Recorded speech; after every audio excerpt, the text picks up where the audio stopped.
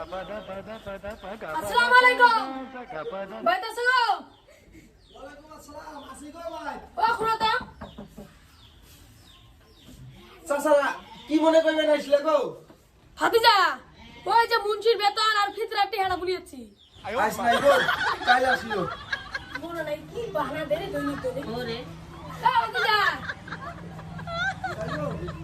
হ্যাঁ তাই বাইরে না তারপরের দিন যা ভাতিজা